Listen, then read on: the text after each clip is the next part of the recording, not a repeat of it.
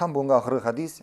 An Abi Wa'il قال قيل لأسامة لو أتيت فلانا وفي رواية الأخرى غثمانا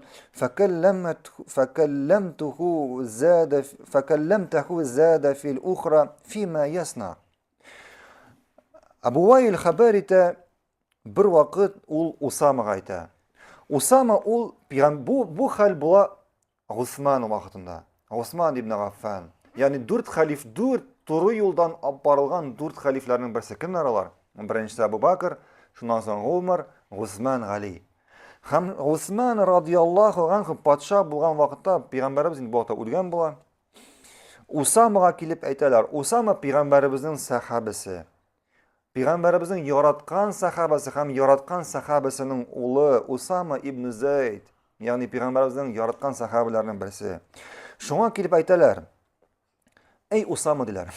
Sen Osman bilen kirip söyleşsen idi. Kurmisin meni onun ne işlegenin diler. Onun ne işlegenin kurmisin meni. Yani Osman radıyallahu anh patşa bulganda kişilerge onun nidir gamali Osman'ın şu patşanın ışamay. Işamay. Alar ana şu gamallar nidir gamallar ışamay hamalar şu Peygamberimizin sahabesine aytalar. Ey sen şu patşa bilen Osman bilen kirip söyleşsen idi. Niga sen onunla söyleşmeysin diye aytalar. Niga sen onunla söyleşmeysin? Onun ne işlegenin kurmisin meni? Şunda Osman ayta innakum latarawna inni ukallimuhu illa usmirukum. Siz нәрсә ди? Әллә мин аның белән, ягъни Госман белән һәрбер тапкыр сөйләшкән сайын сезгә чыгып әйтимме шуны? Менә мин аның белән сөйләштем, шулай дип әйттем. Мин сезгә шулай дип әйтергә тиешме дип уйлыйсыңмы ди? Inni ukallimuhu fi sirrin duna an aftahu baban la akuna awwala man fatahahu. Min ди, аның белән сөйләшәм ди. Мин аның белән чынлыкта мин аның белән сөйләшәм, һәм мин аның белән яшерен сөйләшәм ди. Башка кешеләр күрмәгәндә йомшаклык белән. Һәм мин шушы фитнә ишекләрен ачасым килми. Я инде фитнә ишекләрен ачучылардан беренче буласым килми ди. Шуңа күрә шушы урында нинди файда алабыз? Беренчедән патша, yani hakim, eğer sina hakimnin nindidir gamellari, patşanın nindidir gamellari ışamı iken, yani ol nindir günah işler iken, yani niden kaydadır yalgışa iken, anın turunda, anın şu yalgışları turunda, şu patşanın, yani prezidentinin, yani kimnin şu yalgışları turunda başka kişilere ne söylep yürek gerek mi? Yani cümga hutbesinde minbarga basıp söyleyerek gerekmi kişilerge? Yoo, bizim hadislerde kildi, başka hadislere kildi, Peygamberimiz sallallahu aleyhi ve sellem anın kolundan tutup ekrengine yumşaklıkla söyleyerek gerek. Şuna göre sen bugün şunday gurur ikensin, şunday kıyu ikensin, barıp anın bilen, şu patşa bilen barıp uzun söyleş. Kişiler karşına çıkıp, kişiler yanında söyleşip, Күршеләр белән сөйләшеп, бу безнең динебезгә каршы килә. Һәм бу фитнәгә беренче булып сәбәпләр булып тора. Фитнә чыгарга бу беренче булып сәбәпләр булып тора. Әгәр карасак, Госманны ни өчен үтерделәр? Госманны шушы фитнә аркасында үтерделәр. Кешеләр аның ялгышлыклары, алар уйлаганча, аның ялгышлыклары турында сөйләп, забастовкалар күтәреп, шулай итеп Госманны үтерделәр. Алины үтерделәр.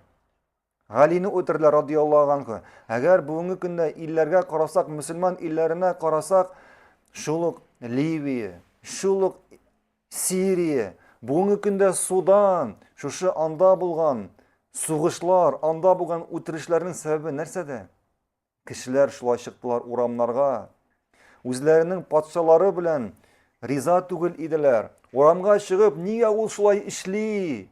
Әйдә без аны күчерәбез, безгә бүтән патша кирәк. Шулай итеп урамга чыгып, кычкырып, һәм бүгенге көндә булган шушы үтерүләрнең, шушы сугышларның сәбәбе нидә? Менә шулай итеп фитнәгә ишекләр ачкан өчен. Хәтта шушы Суданны бүген карасак, яшәгән зур дәүләт кешеләр нинди иминлектә яшәделәр? Ниндидер анда ипинең бәясе күтәрелгәне өчен кешеләр урамга чыктылар. Урамга чыктылар, забастовкалар ясадылар, митинглар ясадылар. Әгәр бүгенге көндә Суданга кайтсак, әле бүгенге көндә анда сугыш бара. Һәм инде бүгенге көндә кешеләр өйләргә кирип, өйдәге булган хатын-кызларны көчләп, үтереп, малларын алып йөриләр. Менә нәрсәгә калды. Һәм кая гына, нинди генә дәүләткә әйләнеп кайтма, бөтен фаҗиганың сәбәбе нәрсәдә? Кешеләрнең шулай итеп патшага, президентка каршы чыгулары өчен. Шуңа күрә синең бүген, әгәр синең өстән куелган патшага ниндидер претензияң, аның ниндидер гамәле эш алмый икән, урамга чыгып, гәзитләрдә язып, минбарга чыгып кычкырырга кирәк түгел, хатының белән дә сөйләшергә түгел, балаларың белән дә сөйләшергә түгел. Әгәр дә менә аңа хат яз. Бүген көндә рәхәтләнеп интернеттан хат язып була. Турдан хат яз. Я инде бара аласың икән, янына кереп сөйләш, менә син, эй патша, менә син шулай эшләмисең, син дөрес эшләмисең дип әйт. Аңладыгызмы? Һәм моны әйткәндә матурлык белән, йомшаклык белән, әдәп белән эшләргә кирәк. Монсы беренче нәрсә. Хадисне дәвам итәбез. Һәм шунда Усман радиллаһу анху дәвам итә: "Ва ла aqulu li rajulin in kana alayya amiran innahu khayran nas." Һәм мин әйтмим ди, әгәр минем өстән шулай ук әйтмим ди, мин беренчедә әйтте нәрсә дип әйтте? Мин ди аның белән сөйләшәм ди. Һәм аның ялгышлыклары, аның белән сөйләшү турында мин сезгә чыгып әйтмим ди. Һәм шулай ук әгәр минем өстә патша куелган икән, шулай ук мин аны иң яхшы кеше дип тә әйтмим ди. Иннаху хайрун нас. Бәгъдә шәй самигтаху мин Расулиллахи саллаллаху алейхи ва саллям калу ва ма самигтаху якул. Ни өчен шулай дип әйтмим ди? Чөнки мин Аллаһның илчесенең әйткән сүзләрен ишеттем ди. Шунда кешеләр сорыйлар: "Нәрсә дип әйтте соң Аллаһның илчесе?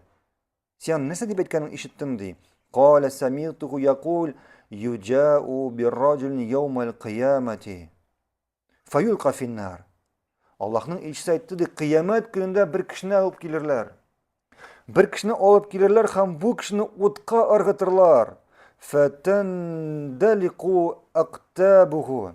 Һәм бу кешенең ишәгеләре асылынып төшәр.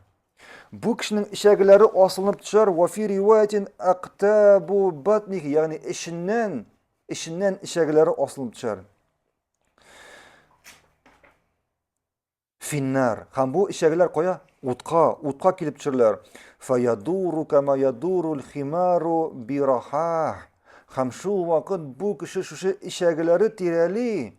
Ничек ишәк тегермән тирәли әйләнә, шулай итеп ишәгеләре турында тирәли әйләнеп йөри башлар. Ишәк шикелле.